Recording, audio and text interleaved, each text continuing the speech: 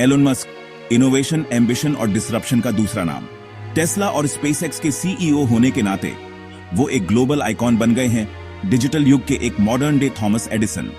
उनकी companies electric vehicles और space exploration में सबसे आगे हैं, टेक्नोलॉजी की सीमाओं को आगे बढ़ा रही हैं और लोगों का ध्यान खींच रही हैं।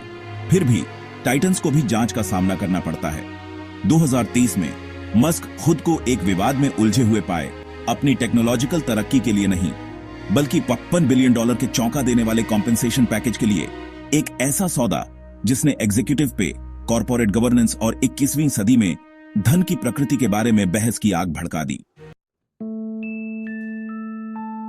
$55 बिलियन का आंकड़ा एक आम आदमी के लिए समझ से परे एक साधारण सैलरी या बोनस नहीं था। यह एक परफॉर्मेंस बेस्ड पैकेज था जिसे 2018 में टेस्ला के बोर्ड ने मंजूरी दी थी ताकि मस्क को इलेक्ट्रिक कार कंपनी के लिए महत्वाकांक्षी लक्ष्यों को हासिल करने के लिए प्रोत्साहित किया जा सके। स्टॉक ऑप्शंस के इर्द गिर्द बना यह सौदा तभी पे आउट करेगा जब टेस्ला मार्केट कैपिटलाइजेशन और रेवेन्यू ग्रोथ में कुछ खास मुकाम हासिल करेगी। ऊपरी तौर पर यह एक फायदे का सौदा लग रहा था। मस्क एक अभूतपूर्व पेडे की संभावना से प्रेरित होकर टेस्ला को नई ऊंचाइयों तक ले जाने के लिए प्रेरित होंगे, जिससे शेयरधारकों और कर्मचारियों दोनों को फायदा होगा। हालांकि आलोचकों ने तर्क दिया कि पैकेज का विशाल आकार अत्यधिक था, यहां तक कि अश्लील भी, खासकर मस्क की पहले से ही पर्याप्त संपत्ति को देखते हुए। कुछ लोगों ने सवाल किया कि क्या मस्क की महत्वाकांक्षा और ड्राइव वाले किसी व्यक्ति को प्रेरित करने के लिए इतनी बड़ी रकम जरूरी थी। मस्क के कॉम्पेंसेशन पैकेज को लेकर विवाद 2023 में उस समय चरम पर पहुंच गया जब डेलावेयर चांसरी कोर्ट के एक जज ने एक ऐतिहासिक फैसला सुनाया। $10 बिलियन के सौदे को खारिज कर दिया गया। कॉर्पोरेट कानून के प्रति अपनी तेज बुद्धि और सावधानी पूर्वक दृष्टिकोण के लिए जानी जाने वाली जज कैथलीन मैककॉर्मिक ने निष्कर्ष निकाला कि पैकेज हालांकि टेस्ला के बोर्ड द्वारा अनुमोदित किया गया था, अंततः कंपनी या उसके शेयरधारकों के सर्वोत्तम हित में नहीं था। उन्होंने तर्क दिया कि सौदे की कड़ी जांच नहीं की गई थी, जिससे संभावित हितों के टकराव और मस्क जैसे शक्तिशाली और प्रभावशाली व्यक्ति के साथ बातचीत में बोर्ड की स्वतंत्रता के बारे में चिंताएं पैदा हुई। Section 4 digital Colosseum, social media पर बवाल। जज के फैसले ने बिजनेस की दुनिया में हलचल मचा दी और सोशल मीडिया पर बहस छिड़ गई। मस्क के समर्थक, जिनमें से कई उन्हें एक दूरदर्शी उद्यमी के रूप में देखते हैं जिन्हें गलत तरीके से निशाना बनाया जा रहा है, उन्होंने नाराजगी व्यक्त की। जज पर इनोवेशन को रोकने और एक निजी कंपनी के मामलों में दखल देने का आरोप लगाया। उन्होंने तर्क दिया कि मस्क का मुआवजा चाहे कितना भी बड़ा क्यों ना हो, उनके परिवर्तनकारी नेतृत्व और टेस्ला को एक वैश्विक महाशक्ति बनाने में उनके द्वारा लिए गए जोखिमों द्वारा उचित था।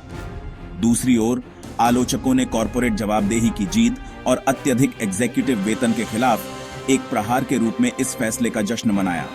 उन्होंने तर्क दिया कि मस्क का कॉम्पेंसेशन पैकेज एक व्यापक समस्या का लक्षण था, एक ऐसी व्यवस्था जो कुछ चुनिंदा लोगों को अश्लील धन जमा करने की अनुमति देती है, जबकि कई लोग अपनी जरूरतों को पूरा करने के लिए संघर्ष करते हैं। सेक्शन 5 $56 बिलियन समझ से परे एक रकम। $56 बिलियन की विशालता को समझने के लिए यह विचार करना मददगार है कि यह एक व्यापक संदर्भ में क्या दर्शाता है। यह कई देशों के सकल घरेलू उत्पाद से अधिक है, जो क्रोएशिया, रोमानिया और उरुग्वे जैसे देशों के पूरे वार्षिक आर्थिक उत्पादन से अधिक है। अगर अमेरिकी आबादी में समान रूप से वितरित किया जाए तो यह हर अमेरिकी को $150 से अधिक देने के लिए पर्याप्त होगा। टेस्ला के संदर्भ में कहें तो $56 बिलियन का आंकड़ा उस समय कंपनी के कुल बाजार मूल्य के एक महत्वपूर्ण हिस्से का प्रतिनिधित्व करता था। मस्क के लिए, जो पहले से ही दुनिया के सबसे धनी व्यक्तियों में से एक हैं, यह उनके पहले से ही काफी भाग्य में एक चौंका देने वाली वृद्धि होती। सेक्शन 6 बदलाव की लहरें, भविष्य के निहितार्थ। मस्क के कॉम्पेंसेशन पैकेज की अस्वीकृति ने दुनिया भर के कॉर्पोरेट बोर्ड और एग्जीक्यूटिव्स को एक स्पष्ट संदेश भेजा। अत्यधिक वेतन पैकेजों पर मुहर लगाने का युग समाप्त हो गया है। इस फैसले ने एक मिसाल कायम की जो एग्जीक्यूटिव कॉम्पेंसेशन की अधिक जांच और कॉरपोरेट गवर्नेंस पर नए सिरे से ध्यान केंद्रित करने की दिशा में बदलाव का संकेत देता है। टेस्ला के लिए इस फैसले ने अनिश्चितता पैदा कर दी। हालांकि कंपनी की सफलता निस्संदेह मस्क के नेतृत्व से जुड़ी हुई है, लेकिन उनके मुआवजे को लेकर विवाद ने कंपनी की दीर्घकालिक स्थिरता और एक व्यक्ति पर उसकी निर्भरता के बारे में सवाल उठाए। सेक्शन 7 मूल्यों का प्रश्न, नैतिकता और अर्थशास्त्र। एलोन मस्क के $56 बिलियन के वेतन पैकेज पर बहस कॉरपोरेट वित्त के दायरे से आगे निकल गई, जो धन असमानता, आर्थिक न्याय और समाज में निगमों की भूमिका के बारे में मूलभूत प्रश्नों को छूती है। इसने इस बारे में बातचीत को मजबूर किया कि क्या इतनी बड़ी रकम, भले ही प्रदर्शन से जुड़ी हो, नैतिक रूप से एक ऐसी दुनिया में उचित थी जहां कई लोग बुनियादी जरूरतों को पूरा करने के लिए संघर्ष कर रहे थे। एलोन मस्क के मुआवजे को लेकर विवाद पर जनता की प्रतिक्रिया, जैसा कि सोशल मीडिया और उसके बाहर ध्रुवीकृत प्रतिक्रियाओं में देखा गया है, इन मूलभूत सवालों के बारे में समाज के भीतर गहरे विभाजन को दर्शाता है। इसने धन के वितरण, सामाजिक चुनौतियों का समाधान करने में निगमों की भूमिका और शक्ति और प्रभाव के पदों पर बैठे लोगों की जिम्मेदारियों के बारे में व्यापक बातचीत की आवश्यकता को रेखांकित किया।